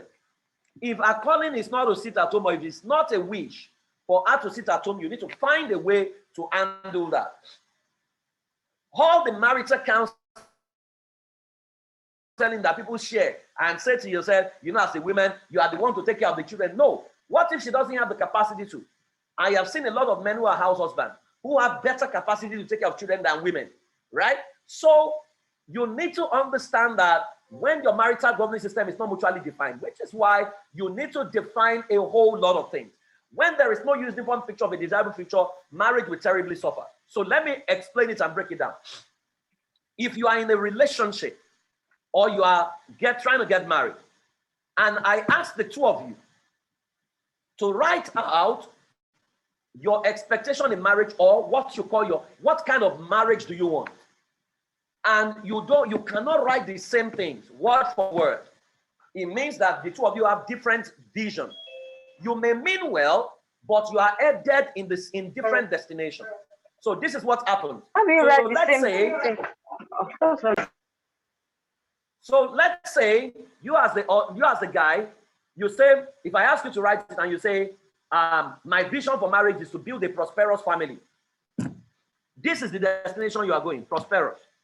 The lady says, my vision is to build a godly family. Both of you mean well, but your destinations are different. This is where the lady is going. Now, so you will see for every problem, this guy wants to create a business. She wants to pray, right? She wants to read Bible. The guy is saying, there's no food in the house. Say the Lord shall provide. Let us go on our knees and fast and pray. because she's focused on what she wants to do. Now, what needs to happen is the two of you need to align your vision together, because without doing that, we have division, which means double vision in the family. So you will hold yourself, she's going this way, you are going this way. That's what births argument and friction in a lot of marriages. So you need to create a mutual marital vision. There's a process for doing that. We're going to take you through that sometimes later, not today, right? You need to agree on your marital value. These are sessions you need to do. Unfortunately, many of the things being taught does not incorporate this. Marriage is actually creating a new nation. You need to design the DNA creed for your family. You need to create the legends of your nation. These are things that singles are never taught. I have not seen anywhere it's taught, but not teaching this, the ignorance of this is why a lot of marriages struggle and they fall like pack of cards, because so somebody now just comes and says, I'm the husband. This is what we must do. We have not discussed it. He said, I'm the head of the family. This is what we must, and you cannot fight him because he's going to bully you. Now, once there is no your input in what we want to do, there is the likelihood that you are not going to follow it to the letter because you feel used and you feel your opinion does not matter. So you need to create and pick relevant activities that can create your family culture, because you need to now create family culture. Then you need to develop a system that promotes the best interest of both of you and documents this. Now there's a process to doing all of this. Now there's a session where we're going to teach you all of this, and you are going to do all of this in class. Number 5, that the key to mastering yourself and your spouse is to master what we call user's manual. Now, user's manual is not taught in many of the premarital counseling sessions, but lack of user's manual will cost you communication in marriage. It will cost you conflict resolution. It will cost you a whole lot more than if you have it. Now, what is a user's manual? A user's manual is a document that clearly articulates everything about a product to enable the effective utilization by the user and to prevent unnecessary damage. Let me shock you. If you create your user's manual and you drop it on the floor, a guy can look at it or a babe can look at it and say, this is the kind of person I want to marry, right? Because it clearly states your user's manual is a document that shows the authentic you and how best you should have been handled and how best you should be handled by the user of the product. Okay, it is your authentic narrative about you without holding anything back. Now, in your user's manual contains your authentic self. It contains your brand promise. Your user's manual contains your functions and qualities. It contains your safety precaution, how not to use you. Your user's manual contains your fantasy and deal breaker. So, for example, if you see my user's manual, it says in my fantasies, no, let me not share with you. Okay, it might trouble you. Let me not share my fantasies with you. Okay, but it contains your fantasies, how you want to have sex, how you want to be touched, what you are looking forward to in marriage, right? Religion will not allow you state that. So you stomach it. It's not expressed. Your spouse does not know. Last year, a church invited me to help them create user's manual for couples. By the time we did their user's manual, many husbands were shocked what their wives wrote. So the man said, so you wanted this and you have been making me suffer all this while. Because I thought you would not want this because you are a born again sister. Right? He said, no, that's what I want. I also could not say it because I thought you would think I'm a sinner or I'm going to lure you into sin. So it has been proven that many couples never really say what they truly want to their spouses because they are not sure of the reaction of their spouses, especially if they're in the religious state. Your user's manual will contain what gets you upset and how best to recover. It contains your blind spot and the personal gaps. It contains what you are mostly misunderstood about and the attitude. Now, the greatest impediment to finding your soulmate is the fact that we have all been conditioned to love what we hate, apologize for what we are, and embrace what we detest. Too many singles can't stand their authentic self because it violates the code of respect, and they are upset. And many married people can't live out their truth because they have to offend those they love. So many people cannot dress how they want to dress. They can't talk the way they want to talk. They can't go to places they want to go. So for example, many years ago, I just realized that I wanted to start learning salsa. I love to dance, but I couldn't do it because I was afraid. What will my church people say? But I did it anyway. I told my wife, I want to go dance salsa. So while I'm waiting to pick up from work, I'll go to Rachel Laurie in Surulere and dance out, and I enjoyed myself. It nurtured me, right? Now I can decide I love to swim. Oh, hey, what if you wear swimming trunk? People will be seeing your bum bum, blah, blah, blah. This religious code can mess up people's sanity. It's stopping them from doing what they truly are happy about. So your user's manual will show you everything on paper, what you want. Now, if you show it to the person you want to get married to, he can look at it and say, this is not the kind of spouse I want. And it will be fine, right? But someone else can look at it and say, wow, I know someone who wants this kind of person. And at that point, you are not lying about anything. Once you have both users manual and you read it, communication becomes effective, bonding becomes effective. Now, this is what is not taught. That's leading to a lot of gaps in many relationships. And that takes me to number 6. Don't worry, I'll take your questions. That the greatest threat to your marital peace is the culture of the nation that produced you. And once you don't create the right formation, your originating nation will sabotage you. Let me explain that to you. Marriage has been defined as the coming together of a man and a woman from two different nations to build a new nation that will promote the best interest of all and whose culture will give our world rest. Let me explain that to you. Let's say we have a guy called Dimeji, and we have a lady called Tolani. Tolani is from a family where daddy is on first name basis, daddy cooks. What daddy earns is clear to everyone. Daddy plays with the entire family. Dimeji is from a family where daddy is the lion of the tribe of the home. You can't question daddy. You can't even hug him, right? Nobody knows what daddy earns. Now, that's the family Dimeji came from. But both of them are in the religious space. They are both members of prayer group. Now, Dimeji is going to propose to Tolani and say, oh, I love you. Now, because they are in the same religious space, she will say yes to him, most likely, if care is not taken. But what they will never check is the nations that produce the two of them. Based on the reality of how Dimeji grew, is a third world man. Based on the reality of how Tolani was brought up, she's a first world lady. Now, when first world marries third world, wahala is what will happen. Ideally, he that finds a wife has found a good thing and obtains favor from the Lord. Now, Dimeji is supposed to have the intelligence to know that Tolani is from a better family, first world. They are already structured. Let me submit to a mentoring for her to mentor me out of the mediocrity of my third world into the excellence of the first world, so that we are both first world, and when the children come, they will learn by observation the first world behavior. But because he never saw his father, listen to his mother, all he's going to be trying to do is to drag Tolani into the third world thinking. And this will create crisis. So the culture that we came out from is usually what is at war, because your culture of your family define your attitude, your beliefs, your behaviors, your conviction. So many people who are having crisis in marriage, they are not the two people fighting. What is fighting is the culture that produced the two of them.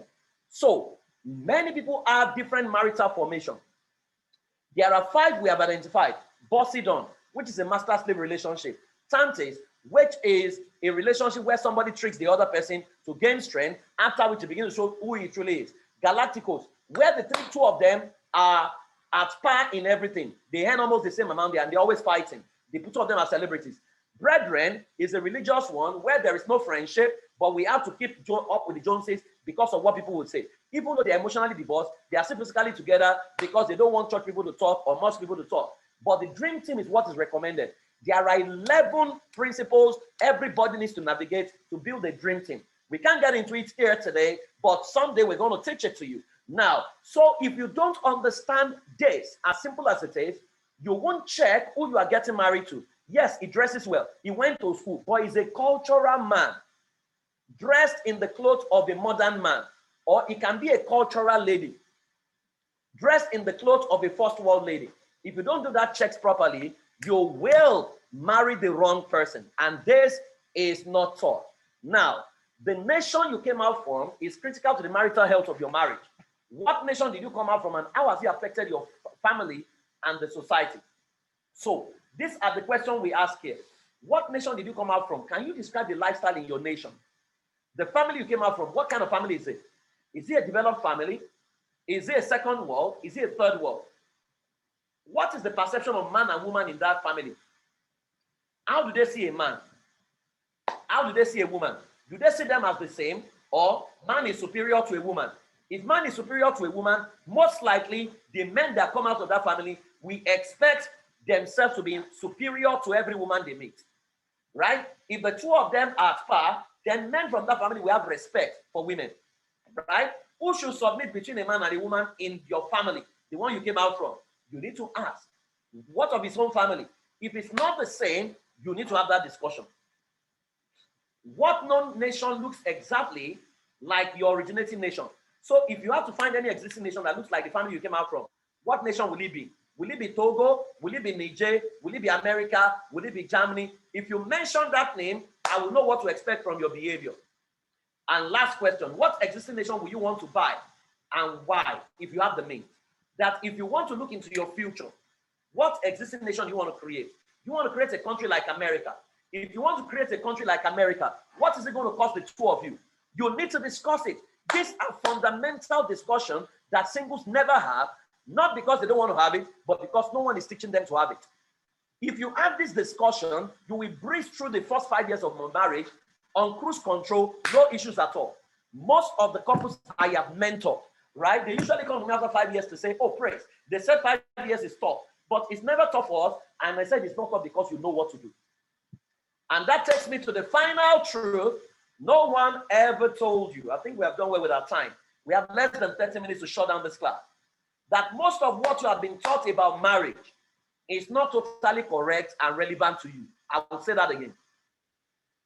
That most of the things you have been taught about marriage is not totally correct and is not relevant to you. Now, that is shocking for some of you. Now, truth is, nothing is more damaging to a new truth than an old error. There are so many things being taught in many marital meetings or premarital meetings, single meeting, which is not correct. Men are logical. Women are emotional. Is not correct.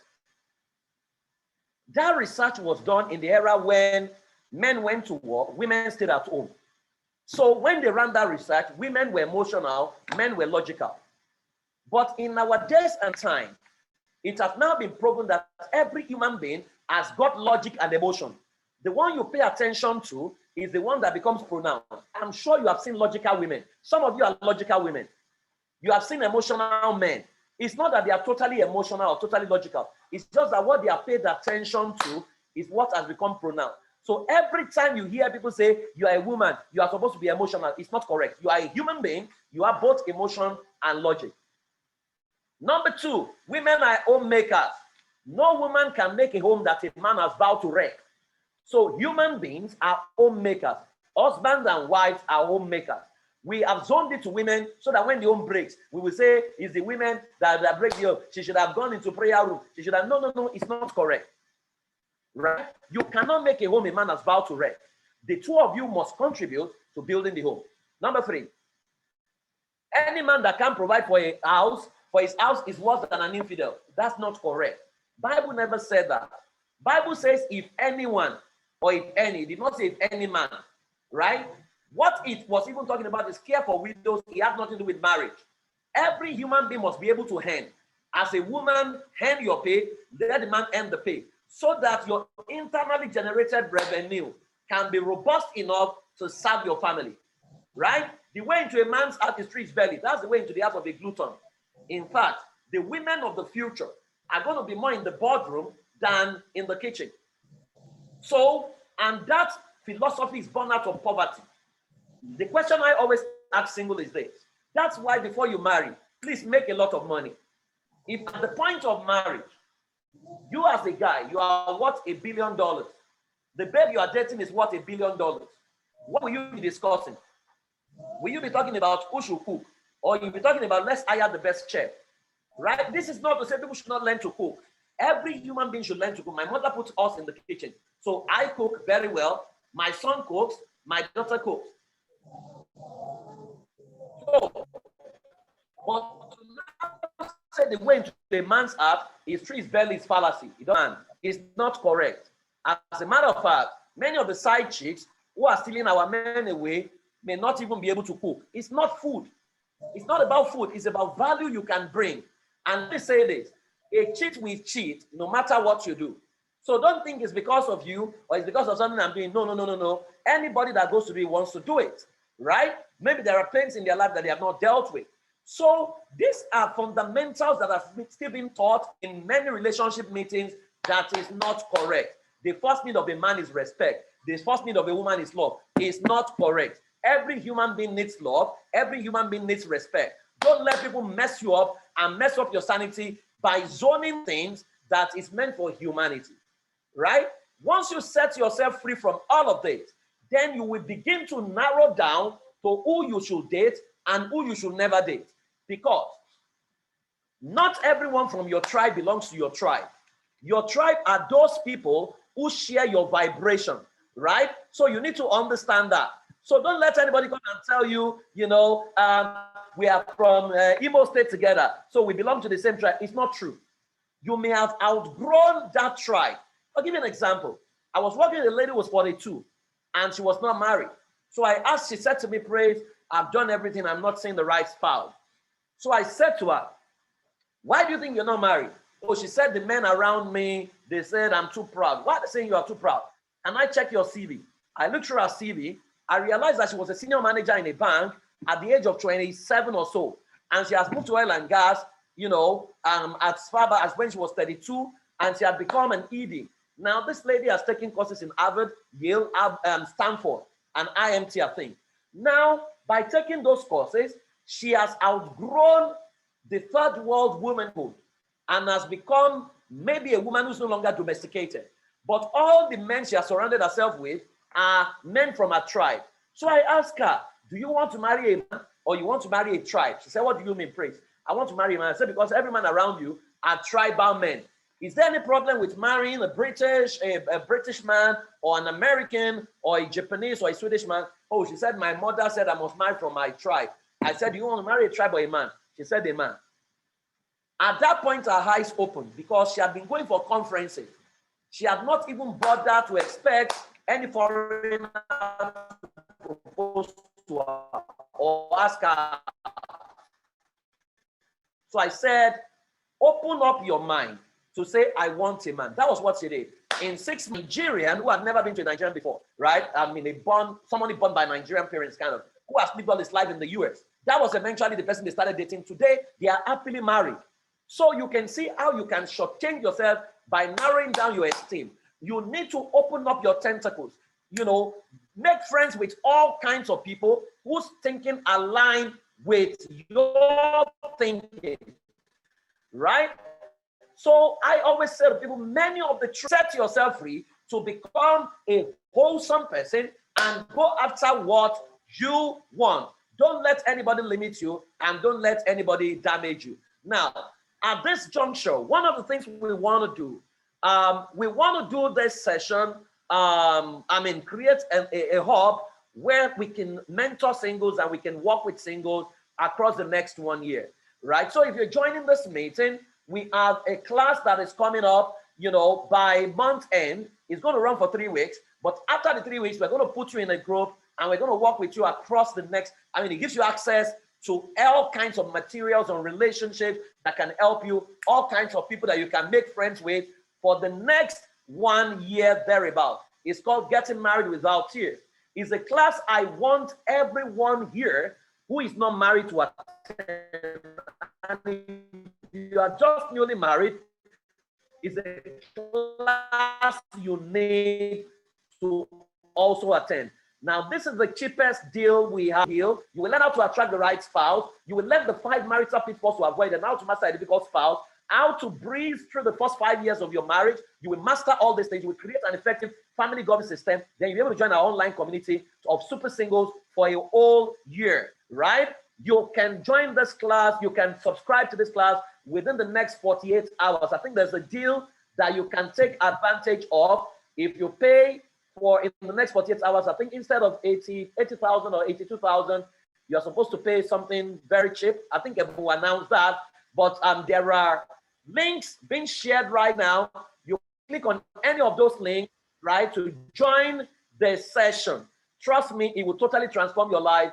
And if you don't have money and you want to pay instrumentally, there's also a link in there for those who want to pay instrumentally to join this class.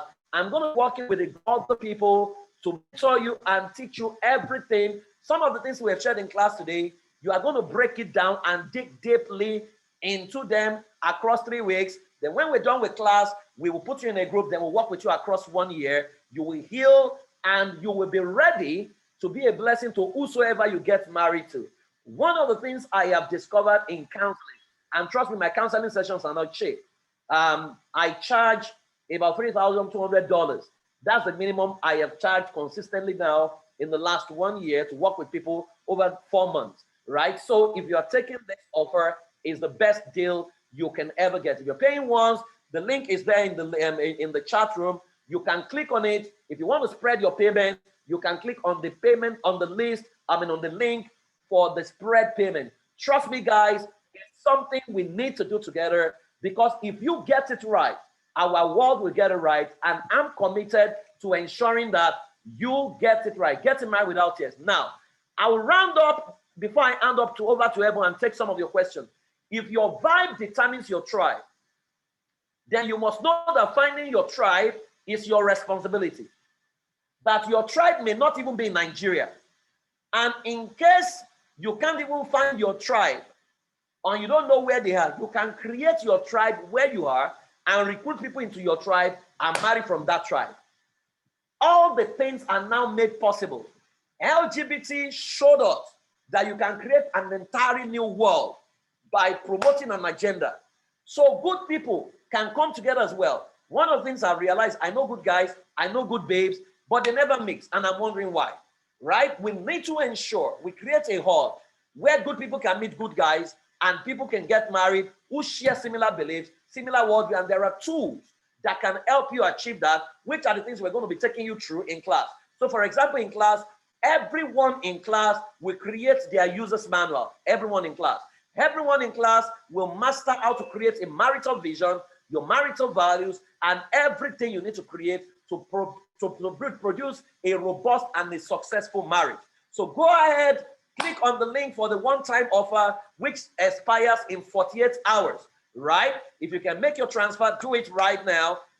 If you want to take advantage of the payment plan, please click on the other link. We will make it work for you, but just make sure that you keep to your promise to pay. 3 weeks in class with me, it's a whole lot of big deal. Trust me, your life will not remain the same. I hope this has helped you. Those are the 7 critical things that you need to master. So if I will go through them again, number 7 is that most of what you have been taught about marriage is not totally correct and not relevant to you. Number 6, that the greatest threat to your marital peace is the culture of the nation that produced you. And once you don't create the right formation, your originating nation will sabotage you. Number 5 was that the key to mastering yourself and your spouse is to master their user's manual. Number 4, when the marital governing system is not mutually defined, one person will die for the other person to live. Marriage should not kill you. You can eat your cake and have it if you know how to. Number 3, unequal yoke is being married to someone who doesn't believe your beliefs. And number 2 says patterns are predictors of future, hence background checks is key. And number 1 is that opposite beings don't attract, only kinds easily bond. Thank you very much. I would look forward to, if you have a question I can answer, I will answer the question, but I look forward to seeing all of you in class. Don't miss that class for anything. Do all you can to join it. It's going to be practical. We're going to be doing a whole lot of stuff that will present you, make you ready for a successful marriage. Thank you very much for joining us today. Over to you, Eben. Whoa, thank you so much, PF. We really appreciate what you have done. I wish I had this opportunity before I got married then. And I want to congratulate as many people that are here, that you're so lucky to be getting this. And I want to say thank you to Grace Owe. Thank you so much for this privilege, the 50% discount. I want you to rush it. It's going to be on for the next 48 hours. It's a great opportunity, and I want you to take advantage of it. So we'll take questions. I saw Teresa raising her hands while PF was talking. So if you have any question, I want you to signify by a show of hands, and we unmute you, or we ask you to unmute yourself while you ask the question. Make good use of this opportunity. You heard him when he said what he charges for his counseling session. Okay, so we have a question from Richard Folaromi here. Thank you, sir, for this session. As a Christian, is it a must you hear from God concerning who to marry? Well, if you have not been hearing from God about what to eat or where to go, it might be tough to hear from God about who to marry. Now, it's good to hear from God if that's what works for you, but there are several ways God speaks to you. God can speak to you directly. God can speak to you by a lady walking past across you. God can speak to you by making friends with people. God can speak to you by, supporting someone. God can speak to you by someone recommending. He can even speak through a matchmaker. He can even speak through the mouth of the lady herself, right? So, but you see, sometimes we overrate some of these things. In fact, God can speak to you and your marriage will still crash. What about that? God can say, this is your wife, and your marriage will still crash. Because God says this is your wife. He didn't say go and propose. Now, God may never tell you that you have mouth odor. He will never tell you have body odor. But you have body odor and you are repelling people. So he can say this is the lady, but you have mouth odor. And you go and say God says you are the lady. But your mouth odor will repel her. She will still say no to you. Now, it was not that God has not spoken. It's that you are not prepared and you have not searched yourself. That is why marital preparation is very key. Now, you can reduce your error rate. There's a science of choosing a life partner right now that can reduce your error rate. God is in it.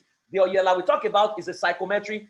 God inspired us to create it, right? So it's to help you reduce your error rate and ask the question that you could have overlooked that can damage your life, right? So don't just sit down and say, I'm waiting on God. That is good. Pray about it and have peace. But beyond that, there's a lot of work. Marriage is work. You need to work it out. In fact, the most important thing in marriage is not prayer. The most important thing is applied knowledge. You must have the knowledge, acquire the knowledge, but you must also be able to apply the knowledge. God's people don't perish for lack of prayer. They perish for lack of knowledge. That's what I think you need to master. Thank you. Thank you so much. Wonderful. I can see the comments here. Awesome session, powerful, insightful session. Thank you, sir. Thank you so much, PF. I really appreciate this. Personally, I am grateful that people here are experiencing this. And I want to believe it's not a waste of time at all. This is, when we say the 7 marital truths that no one has ever told you. I'm sure none of you have heard of this 7 truths before. While he mentioned, do not be of equally yoked. Somebody said, wow, when he was explaining that, I saw a lot of comments. People were like, wow, is it true, really? And all. Thank you so much for this.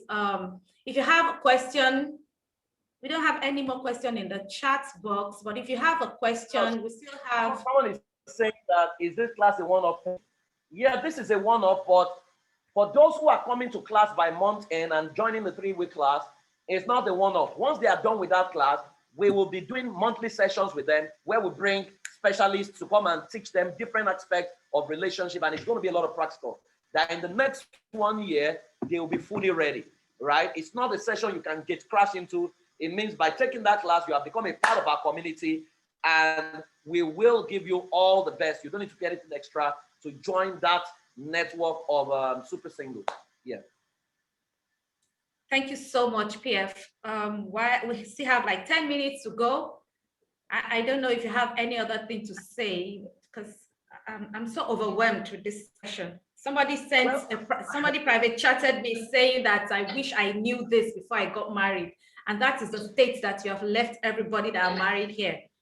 It's so great. So I want you to round up the session. We don't have any question here. Someone is saying, I joined late. Can I have access to the recorded lecture? Ideally, webinars after the class are sold. Right? I will need to talk to the team to see if you can have access to it, Faith, because you came in late. You know, maybe they will give you a link where you can download it, but usually webinars are not free after the class. You know, but we'll see what we can do for you. But I also hope, let me tell you this. This is the cheapest offer you will get from me. I get loads of people, they say, oh, praise. In fact, we did this class because they were accusing me that I don't pay attention to singles at all. And that's the only reason we are doing this class. They say I pay attention to married people because singles don't have money. And I started laughing, right? I will do everything I can to assist you.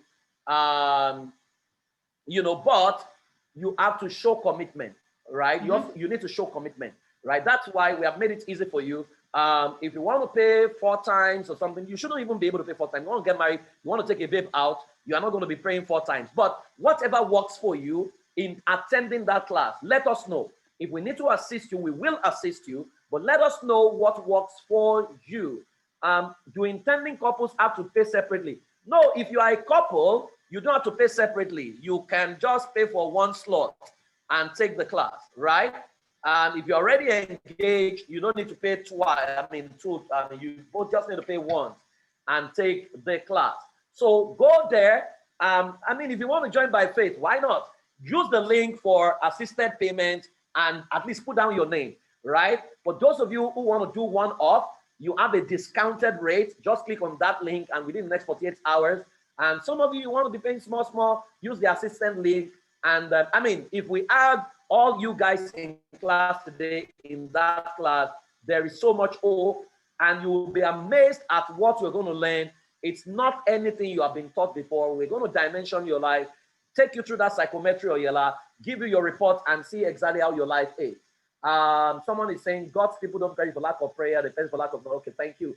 How much is the discount in dollars? It's, Tolani, are you there? Or, Evan, you want to mention it? What's the discount in dollars? We'll get back to the person, please. I can't hear you, Ebon. Are you talking at all? Yes. Okay, 106.50. Very about. Can somebody put it in the? Yes, 106. What is the discount in dollars? I think it's 106.50. I think. Do you have it? It's 106, sir. Yeah, I think it's I don't know what it is. Okay. But they'll put it in the link so that you can have it. But I believe that we can help you at least attend this class, whatever we need to do. Don't be afraid, please. Don't be afraid. Just believe that you have all it takes to be in that class. If you want to be there, just click any of the links and we will see what we can do. But I believe that you deserve to be there because I'm going to be sharing some of the things never thought before. Okay. Would there be a similar session to be available in the future?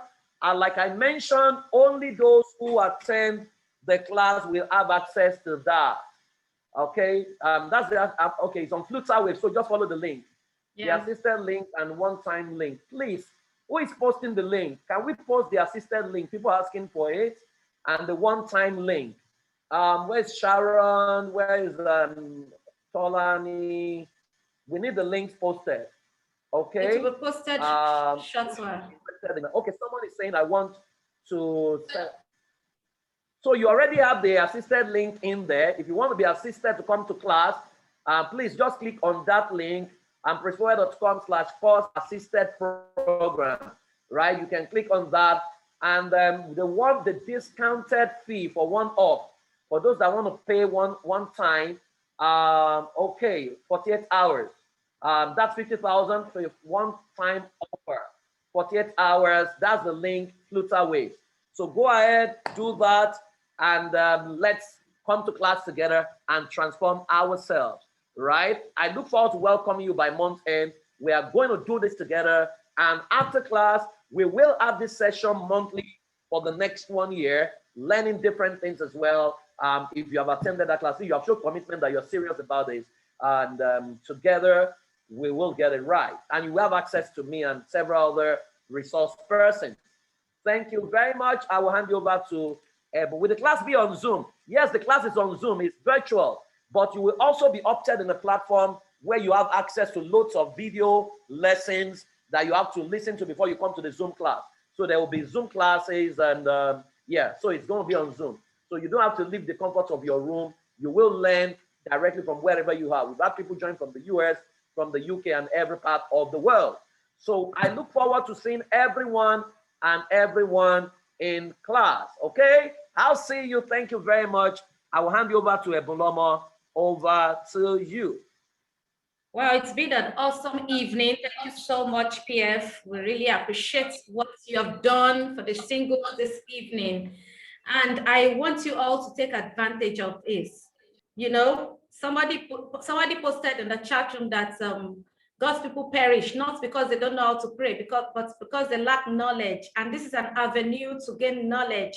You don't want to take it for granted. I want you to all rush into this opportunity and sign it for it. Thank you so much, PF. And thank you for joining us. Everyone, see you in class. Remember to take advantage of this. See you in class. It's going to be a wonderful time. You need to ask some people, some married people, if they had this opportunity. So if you have the opportunity now, don't take it for granted. Jump into it. The 50% discount in dollars is 106.3638. It's on flutter waves like that.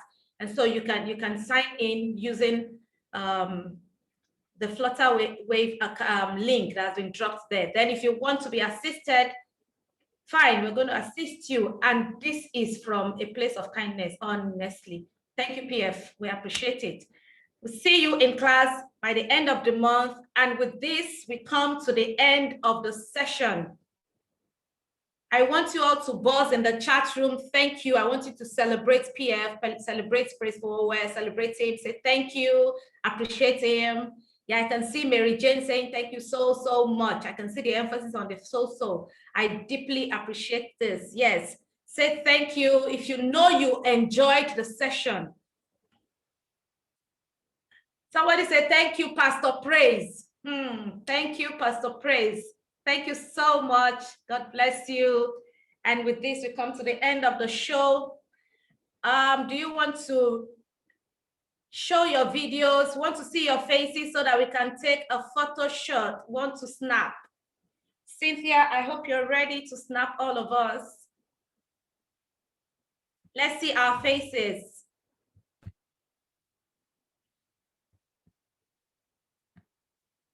Are we all still there?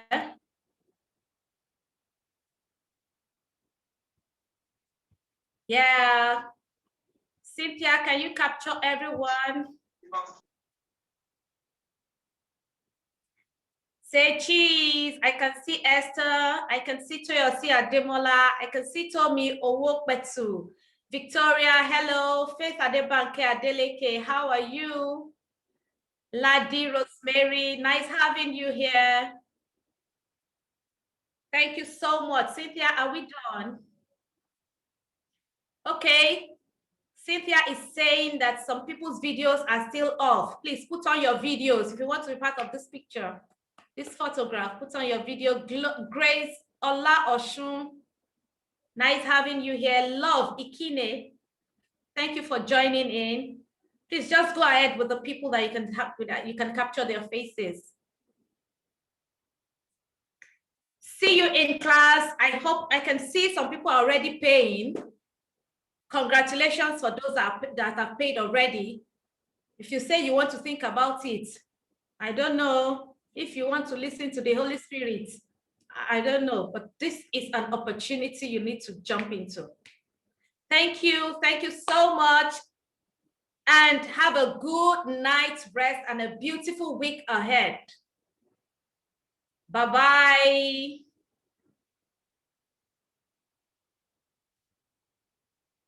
Bye, everyone. Thank you, Nelson. Hey, Susan.